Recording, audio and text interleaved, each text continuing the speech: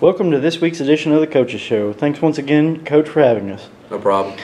Coach, give us a little bit of your mindset from Friday night's game on how the overall game went. Yeah, I thought our kids played well. I thought they played hard, especially our front seven. We got out of position a few times on the back end in our secondary. Give Buford credit. Their speed, once they got through the line, they're able to accelerate. And, so you got to give them credit there for that. But, they broke loose for a few long runs there. So I was a little disappointed in that. But overall, defensively, our front seven, I felt like we ran to the ball really well. I thought we attacked their front well. I thought our kids played hard really on both sides of the ball. And, played pretty good. It seemed like this week you came out the first quarter, didn't have the early turnovers as past games present. What went through the kids' heads, do you think, to stop those early mistakes? Yeah. I just think, it's not something we talk a whole lot about in practice.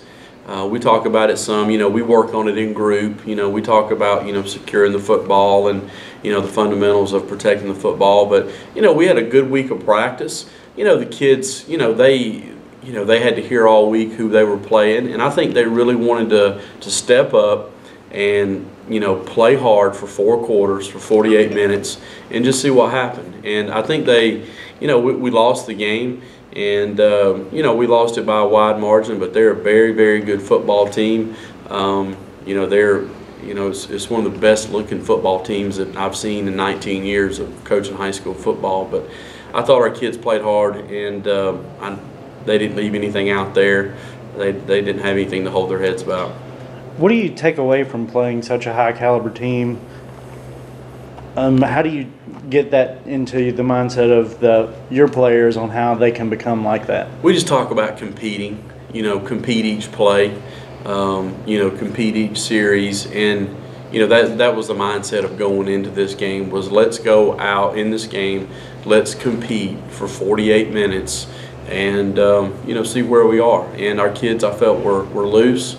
And, they didn't play tight. Last year when we played them down there, I felt that, we played really tight, and we just, we didn't get to the ball the way I like. But this year, I really felt our kids, in general, really played hard for 48 minutes. It seemed like the coaching staff got a little frustrated at some of the ref calls. Can you talk about the backwards pass call?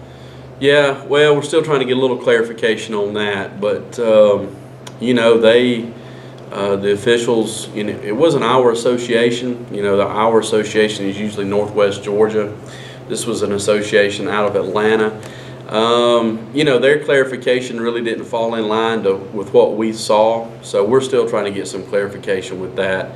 Other than that, there were some things there where, we were questioning some blocking schemes, the way they were blocking outside the tackle box. You can't go low on guys outside the tackle box, and it can lead to some lower extremity injuries with those types of blocks. So we were trying to get some of those calls. We finally got one called late after we had a player injured. But the screen call.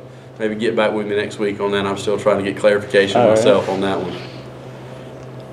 You're traveling to Dawson County this week. Right. They basically, you can upset them from making the playoffs if they do not win their last 2 games. Do you think that's a mindset, something your kids could look forward to get a little more motivation? I think it is. Our approach, is to finish the drill. We have 2 football games left. Dawson County, they're a good football team. They've played well. I think they're sitting 3-2 in the region, but yeah, they have to play us in West Hall, and they have to essentially win those 2 games. And if they do, they're the number 4 team in the region, which that puts pressure on them. But they'll be ready to go. We're playing them down there. But, it gives us some motivation from the standpoint, I feel our seniors want to finish strong. I feel they, just want to take one game at a time of these next 2. But, it gives you something to shoot for if you feel like you can, upset somebody. Speaking of the mood of your seniors, how was it on the field Friday night for those kids? It was emotional. Even though we have 2 games left, it's our last home game here, in front of the fans. And a handful of those seniors have started for 4 years. They've played a lot of downs, and they've really done a great job for Fannin County High School. They've put in a lot of time. I don't think the average fan really understands how much football players go through on a day in and day out basis, not just in the season but out of the season and during the summer. They've put in a lot of time. They've sacrificed their bodies, and we're just really proud of this senior group of 9 that we have graduating. All right, well, thank you, Coach, and good luck as you travel to Dawson this week. All right, thanks.